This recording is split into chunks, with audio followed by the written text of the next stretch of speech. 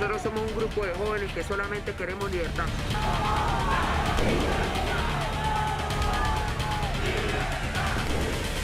La gente se está muriendo, la juventud no tiene Hola, ¿qué tal amigos? futuro. Gracias por estar nuevamente con nosotros en este espacio de Radio Televisión Martí. Vamos a hablar de Venezuela y las repercusiones, lo que ha venido ocurriendo en los últimos días y semanas en mi país.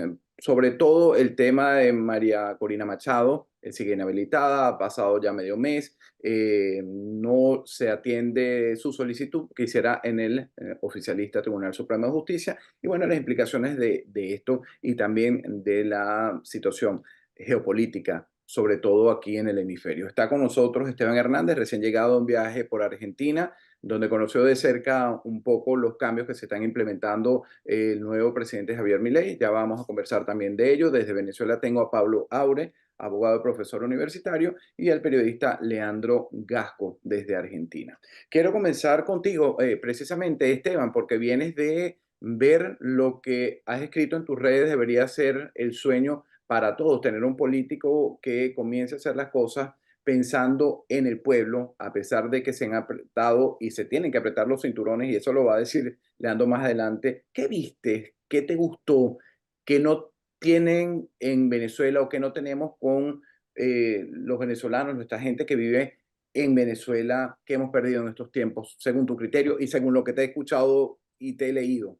Por cierto, antes de contestar eso, esta semana, ¿no? Se está llevando justamente a cabo el foro de Davos y Milei fue allá básicamente a darle una cachetada a todos los que están allí porque estaba hablando en favor de las ideas que en ese tipo de foros desprecian. Y por cierto, su llegada también es muy interesante porque a diferencia de los socialistas que dicen que ellos no son materialistas, que el dinero es malo, que ser rico es lo peor y etcétera, etcétera.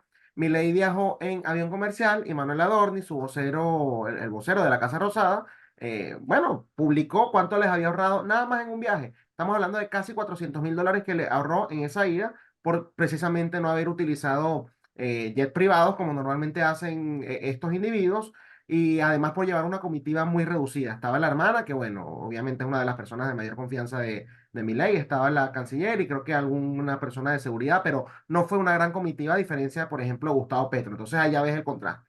Ahora, respecto a la envidia que le tengo en estos momentos a los argentinos, es justamente porque tienen en estos momentos a un líder que desde la campaña les habló con honestidad.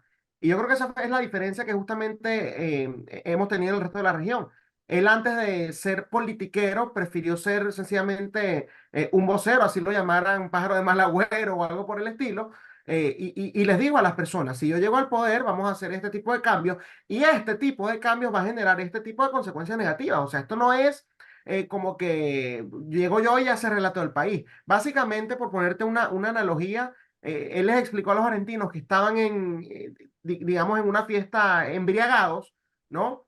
Y de una u otra manera, para poder superar esto, tienes que abandonar el alcohol. Pero ¿qué pasa cuando te embriagas mucho? Bueno, viene un periodo de resaca, que no es nada agradable, pero es lo único por lo que tienes que pasar si realmente quieres superar este vicio que estamos colocando. En el caso de Argentina, el vicio es el gasto público excesivo, es la hiperinflación a la cual iban, de no ser porque justamente se están tomando las medidas correspondientes a tiempo, si se puede decir que es a tiempo, ¿no? Y yo lo que vi justamente en Argentina, Alejandro, fue educación, o sea, que la gente entiende realmente que si bien no la están pasando bien, porque no te andan diciendo, no, gracias a mí se arregló todo, yo tengo que trabajar, los productos siguen subiendo día a día, pero te explican y ellos mismos te dicen, si le dimos 16 años, no al otro modelo, ¿cómo no le vamos a dar la oportunidad a Javier Milei que lo arregle? Además, como te digo, él en la campaña no vendió falsas esperanzas y yo creo que por eso justamente hay esta conexión. Más del 60% de aprobación tiene en estos momentos. Bueno, y precisamente por eso tenemos a nuestro querido colega Leandro Gasco desde Argentina. Me comentabas en un programa de radio reciente que les toca difícil, les va a tocar un camino empedrado en los próximos tiempos a nivel económico, personal y familiar. Pero esto que está describiendo Esteban Hernández, que estuvo recientemente de visita allí, ¿lo corroboras? Sí, a ver, primero quiero decir que el discurso que dio Milei en Davos me parece impecable. La advertencia sobre el peligro del socialismo en Occidente y por sobre todas las cosas, el estado destructor, la necesidad de que la libertad justamente como emblema de su partido avance, y él habló de un capitalismo libre y también del colectivismo, en la medida en la cual muchos estados que sin ser libertarios o de derecha o capitalistas se suman a un colectivismo perjudicial o a una socialdemocracia en algunas cuestiones. Ese tipo de advertencia me parece muy bien y fue aplaudida también por empresarios en Davos, a los que él también les advirtió que tengan cuidado con las castas y con los parásitos del Estado, ¿no? Eso me parece todo un tema. Internacionalmente, en materia de política internacional, Milei está cumpliendo en un 100% con lo que había vaticinado en sus plataformas, lo cual me parece fantástico. En el clima local, sí es todo un poco más caliente, porque, a ver, necesitamos que realmente la casta, y esto es una insistencia desde el primer día, comience a pagar fuerte. Yo sé que es difícil porque diputados y senadores tienen que aprobar una ley denominada ómnibus, que es necesaria, porque si no las desregulaciones, la posibilidad de privatización de empresas no se va a concretar. Y a Milei le están poniendo 1000 trabas en el Congreso. En el día de hoy se estaba diciendo, no va a poder privatizar YPF, que pierde millones de dólares, porque no lo vamos a permitir. Hemos visto, por eso acá hay otra cosa muy importante para decir, lo que está aconteciendo en el Congreso, para los izquierdistas desestabilizadores, es de una plenitud democrática absoluta. Estamos viendo desfilar personajes siniestros. Esta abuela de terroristas, Carlotto, que puso a toda su familia, que se acomodó con millones, kirchnerismo puro, haciendo negociados. Pérez Esquivel, el supuesto premio Nobel ligado al terrorismo cubano, a Sendero Luminoso, al Consejo Mundial de Iglesias Protestantes, pro-kirchnerista absoluto, bueno, también se los deja hablar, se los deja que expongan con aval de muchos diputados opositores. Acá lo que hay que hacer es dejar gobernar a Milei. Por supuesto que la clase media está compleja desde el punto de vista que venimos sufriendo con un asfixio de impuestos terrible. Entonces, si todo aumenta muchísimo y los sueldos no alcanzan, claro, la clase media se ve perjudicada. ¿Y qué es lo que pide? Bueno, que empiecen a pagar los políticos. Hay cosas que están saliendo a la luz porque hay una auditoría, y esto es muy importante decirlo. Yo como periodista soy ansioso, quiero todo ya, pero reconozco que hay una auditoría que va a vencer el 29 de enero, que empezó el 29 de diciembre, y que está investigando cuántos empleados truchos hay en el Estado. Y esto es muy importante, Alejandro, porque, por ejemplo, no sé, en la Casa Rosada hay un restaurante, hay mozos. Se está hablando de 500 mozos que cobraban, no sé, 1.000.000 de pesos, cifras siderales, que algunos trabajaban de mentira. ¿Cómo un mozo puede trabajar en forma remota? Después, 45.000 empleados que no se sabe qué es lo que cobran, dónde están. Había gente en la administración pública que entraba uno acomodado por el kirchnerismo y ponía 10 familiares. Toda esta estructura que se está empezando, esta oscuridad, esta corrupción, que está empezando a salir, a depurar, es bueno que se avance y va a ser la ejemplaridad moral que yo tanto te digo que necesita esta Argentina para aguantar, resistir. Bueno, y definitivamente Pablo Aure nos ha dicho siempre en las entrevistas que le realizamos constantemente también en Radio Martí, la diferencia que hay entre Argentina y Venezuela.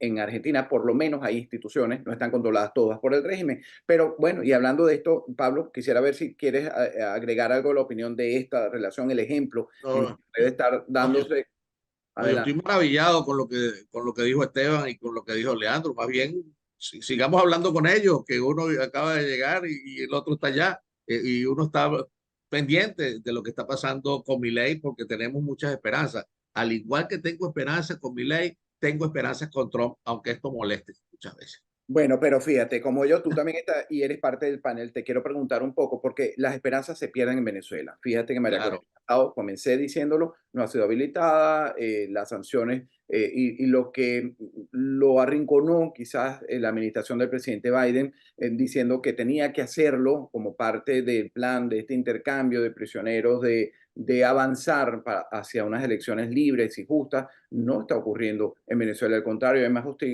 hostigamiento hacia aquellos opositores. María Corina Machado no la dejan, pues, tener acceso a sus recursos, sus abogados en el TCJ oficialista. Pareciera una asfixia en medio de un aumento salarial donde no fue un aumento real, más pobreza se avecina, más calamidades para el venezolano, más protestas en calle. Pablo, tú que estás allá no lo puedes describir mejor. Esto es una situación muy compleja en comparación con Argentina, para seguir la comparación. Lo que estamos viviendo aquí en Venezuela, quizás mucha gente no lo entienda, fuera de Venezuela. Aquí en Venezuela, ya tú lo has dicho, había esperanza. Yo tenía esperanza con María Corina, porque pensaba que era algo distinto, pero poco a poco se fue develando que prácticamente cayó o sucumbió ante el olor a poder. Y la gente cuando está cerca del poder o presiente que está cerca del poder tiende a caer en algunas tentaciones. Ahora, fíjate tú, lo que está pasando, de acuerdo a un requerimiento presuntamente de los negociadores de Barbados, que le exigían que ella fuera al Tribunal Supremo de Justicia, que día antes desconocía, para que se pronunciara sobre su inhabilitación con una cuestión, con unos argumentos jurídicos que ella no estaba pidiendo si estaba inhabilitado o no, sino algún amparo raro allí, bien presentado, escrito, pero al fin y al cabo hizo lo que le pidieron, es decir, lo que le pidió el régimen o le pidió el gobierno. Fue al Tribunal Supremo de Justicia en sala político-administrativa. ¿Y cuál es la cuestión? Ya hoy es 18 o 17 de enero y no ha dado despacho, o cuando da despacho no lo recibe, o si se da despacho se va a la luz. Total, lo último que le dijeron bueno, no, hoy no, el miércoles 17 fue que no estaban haciendo un inventario de las causas que cursaban por esa sala. Siendo esto así, nos preguntamos nosotros, los venezolanos, ¿será de verdad una esperanza para nosotros, María Corina, y lo que ella representa? Yo te digo sinceramente, en este nivel me gustaría tener o seguir con esa esperanza, pero no puedo tener esperanza en algo que claudicó o se arrodilló para no quebrarse y mantenerse en la cresta de la ola. Con tristeza lo digo porque tú sabes cuál era mi cercanía con esa gente.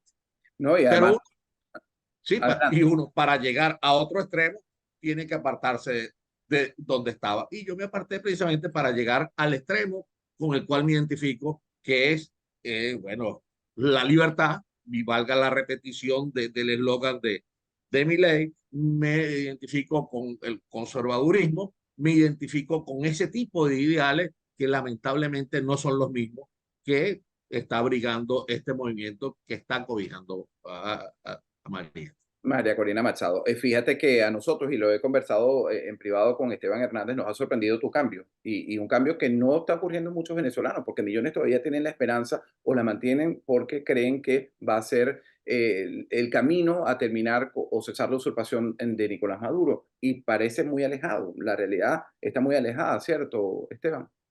No, totalmente. Sí, lo que digo y que creo que lo he repetido bastante en estos espacios, Alejandro. O sea, tú no puedes, no vas a conseguir algo distinto usando la misma estrategia y además con las mismas caras, porque reitero lo que he dicho ya en diversas oportunidades. Nos quieren vender la idea de que María Corina es distinta, de que ella es la outsider, de que ella es un fenómeno político como Javier Milei, que es alguien que no viene de la política. Señores, ¿en qué mundo viven? María Corina, por lo menos hay registro de que está con estos individuos haciendo política desde el 2002 cuando firmó el famoso decreto Carmona, luego consúmate toda la campaña que hizo en el 2005, fue diputada en la Asamblea del año 2010, ¿no? Participó en la salida con Leopoldo López y con Antonio Ledesma. Estuvo en el interinato, que si bien no tuvo un cargo, ella estuvo ahí apoyando. Hay fotos de ella con Guaidó diciendo que fueron ellos quienes lo presionaron para que se juramentara, ¿no? Y hoy actualmente, que ella es supuestamente la líder de la oposición, ¿de quién se ha rodeado? ¿A quién le ha abrazado dos veces? ¿No es a Freddy Superlano? Que hasta hace nada ellos mismos decían que eran unos corruptos. Que por cierto, ella misma dice, yo ni con corruptos ni con socialistas. Olvídate que fuese corrupto. ¿Qué vas a decir? Que los de Voluntad Popular no son socialistas. Unos miembros de la Internacional Socialista y no son socialistas, ¿no?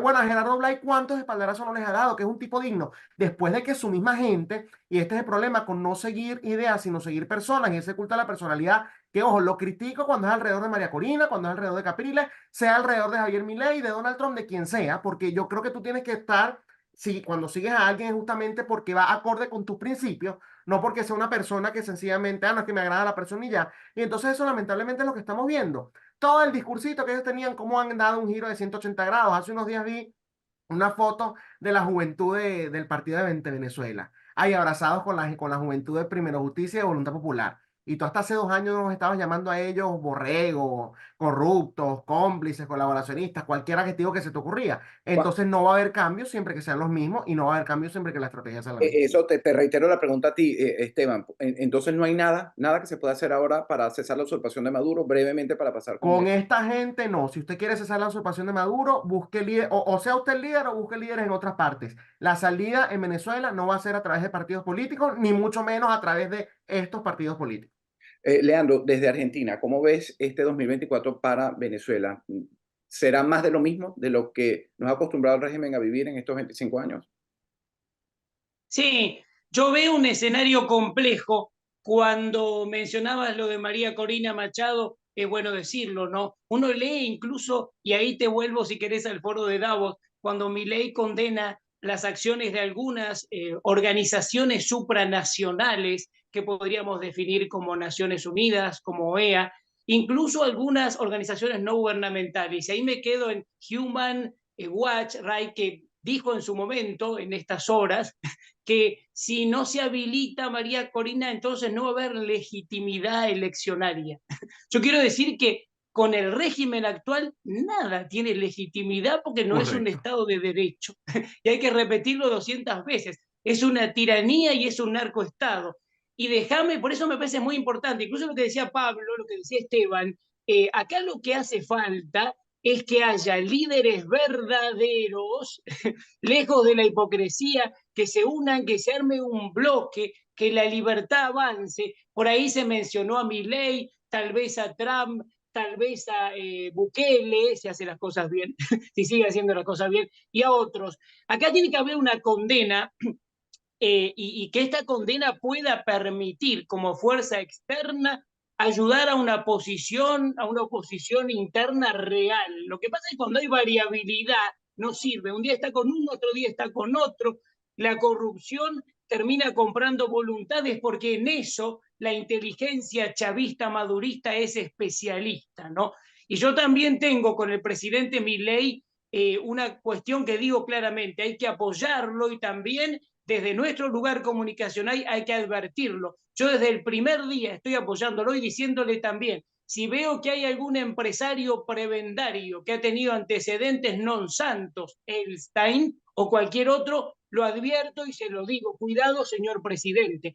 Lo mismo que hoy que estamos viendo que se produce un paro, que el sindicalismo corrupto quiere hacer lo que sea junto al kirchnerismo para desestabilizarlo, hay que advertir si el mismo gobierno dice desde su entorno que la embajada castrista, que un teniente coronel o de Isola, que el chavismo madurismo está financiando gente para desestabilizar que podrían ser perfectamente sindicatos, pues hay que investigarlo, hay que expulsar, que la justicia actúe, porque acá es muy importante que la justicia actúe.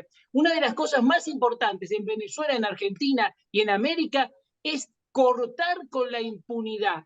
Hay pactos de impunidad en Argentina. ¿Qué son esos pactos de impunidad? Que no se juzgue a Cristina Kirchner, que Alberto Fernández con su corrupción siga gastando miles de euros por día y disfrutando y no vaya preso. Entonces, esos pactos hay que cortarlos, porque esto va a fortalecer la libertad y el bien y el mundo va a cambiar. Bueno, fíjate, Pablo, a veces da hasta envidia escuchar que puede apelar a la justicia para desenmascarar o que se investigue algún corrupto que se pueda acercar al nuevo presidente. Eso no lo hay en Venezuela. Y retomando algo que decía Esteban, me gustaría preguntarte, que yo te veo que tú también eres muy activo desde la universidad y recorriendo el país y reuniéndote con gente, mostrando la idea de lo que quieres para una Venezuela mejor. ¿Cómo se logra, Pablo, o cómo se trabaja un liderazgo como lo puedes estar haciendo tú, o veo que lo estás haciendo tú, cuando hay millones de personas que están mirando quizás una ilusión? Me refiero a María Corina Machado, tal como lo describió Esteban Hernández. La están siguiendo por ser la persona la que creen que va a sacar al país de esta situación. Pero ¿cómo se hace? ¿Cómo lo haces tú? fíjate tú, ahí es donde hay que apelar a la verdadera perseverancia y a la verdadera coherencia. La coherencia es cuando se ajusta lo que tú dices con lo que tú haces. Y aquí voy a apelar también a una frase de don Miguel de Unamuno, que fue rector de la Universidad de Salamanca. Lamentablemente, las opiniones de las mayorías siempre son más creíbles que de las minorías. Por supuesto, desde este lado, uno tiene que empezar a sumar para conquistar una mayoría. Es difícil, muy difícil, pero gracias a Dios tenemos estos medios como estos programas, las redes. No hay mal que por bien no venga. Aquí, por supuesto, el régimen le hizo manos y aplicó la censura, pero en esos medios de comunicación muchas veces se decía una línea editorial que por lo general estaban como en combinación. Las redes nos ha abierto el micrófono a quienes antes quizás teníamos una opinión muy limitada o muy corta, con muy bajo volumen, porque no nos daban tanta cobertura, pero nos da la oportunidad de recorrer al país con nuestras limitaciones propias e ir sembrando poco a poco esta semillita. Desde luego, en este momento, Alejandro, Leandro, Esteban y amigos que nos están viendo, probablemente no somos ¿cómo te digo? Un peligro para el régimen, porque hay que hablar con claridad, que quizás a lo mejor hasta le somos favorables que tengamos esta opinión porque ayudamos, de acuerdo a su concepción, a sembrar dudas en esa oposición donde está la mayoría, digo yo entre comillas.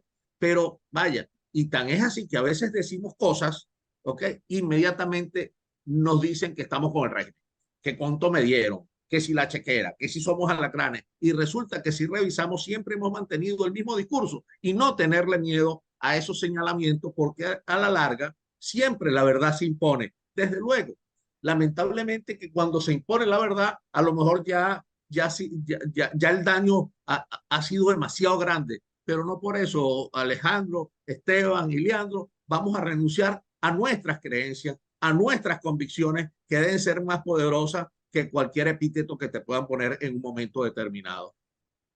Ahora, Esteban, te pregunto, precisamente esto que está describiendo el profesor Pablo Aure, abogado desde Venezuela, que no es nada fácil, así lo hacen también muchos activistas en el exterior, pero es una tarea titánica, difícil. Realmente, si te hago la misma pregunta a ti, viéndolo desde tu óptica, el trabajo que están haciendo estas pequeñas personas que se han mostrado coherentes en el tiempo, o por lo menos vemos que hay coherencia, ¿sería fácil o muy largo el proceso para construir algo que pueda realmente sortear todo esto que tenemos, todo este establishment y derrocar, cesar la usurpación de esta narcodictadura? Fácil no es, evidentemente fácil no es porque estás enfrentando una estructura que primero que es una mafia, o sea, es mafiosa, es criminal.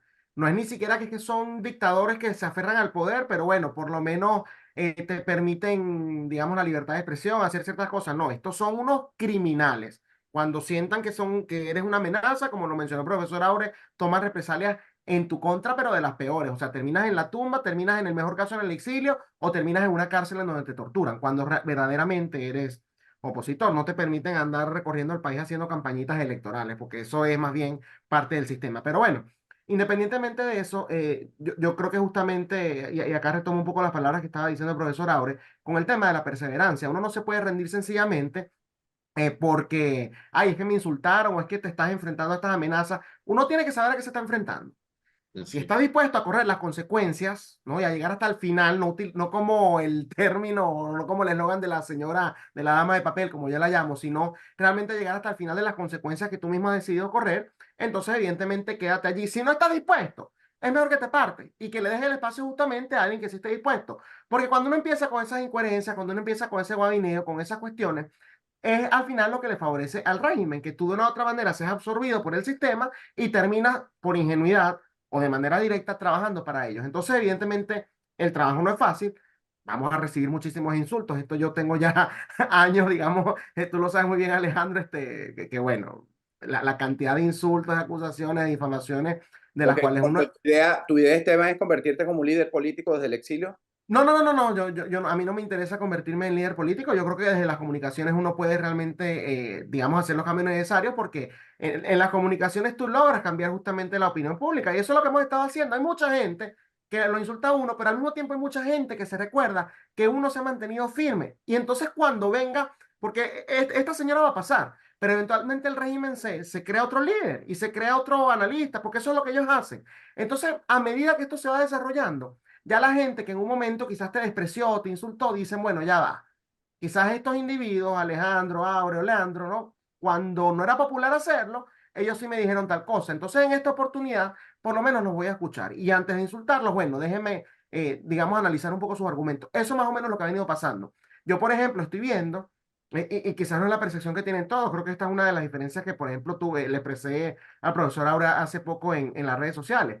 Pero a diferencia en el pasado, yo siento que el fanatismo alrededor de María Corina no es tan grande como lo fue alrededor de Capriles o alrededor del mismo Guaidó. Yo creo que en esta oportunidad hay gente que está más despierta, ¿no? Y yo lo siento en las redes sociales y lo siento incluso cuando hablo, obviamente yo no estoy en Venezuela, pero cuando uno ve gente, digamos, que comparte nacionalidad con uno en otros países, acá mismo en los Estados Unidos, te das cuenta de que no es el mismo fanatismo y no es la misma esperanza. Hay gente que o ya lo creen ellos y sencillamente son apáticos, hay unos que por supuesto siguen su fanatismo, pero hay unos que incluso están de nuestro lado y que se han vuelto también, digamos, evangelizadores, por así decirlo, en contra de estos discursos incoherentes. Así que es difícil y es a largo plazo, evidentemente, pero no es imposible, Alejandro. En la región vienen, y con esto terminamos, Leandro, en la región vienen procesos electorales desde Estados Unidos, México, Venezuela, si las El aceptan, Salvador. El Salvador. Así que es un momento político importante. ¿Crees que la tendencia sea hacia la izquierda, hacia la ganancia de terreno por parte de estos grupos liderados en la región, quizás por el régimen en La Habana? No, yo creo que el cambio va a tener que venir desde la libertad. Y me parece que esa izquierda, esa corporación mafiosa, tirana, enquistada, tiene que empezar a bajar. Por lo menos la presión internacional va a ser. Hay un aire nuevo que nace en Argentina, que se ha demostrado en un foro tan importante internacional como en Davos. Y por supuesto que a quienes están resistiendo desde la fuerza, con inteligencia, con estrategia, tienen que seguir adelante y necesitamos nuevos apoyos internacionales. Pero ya no más, los malos no tienen que seguir ganando, no quiero, quiero que sea un toque de esperanza, a lo mejor este discurso nuevo de Milei y también los cambios electorales en países importantes, que serán a la larga o a la corta una presión fuerte para que baje el mal. Muchísimas gracias, Leandro. Gracias, profesor Aure, y también Esteban Hernández por habernos acompañado en este espacio de Venezuela Hoy de Televisión Martí. Hasta pronto. Yo me despido. Soy Alejandro Marcano Santé. Nosotros somos un grupo de jóvenes que solamente queremos libertad.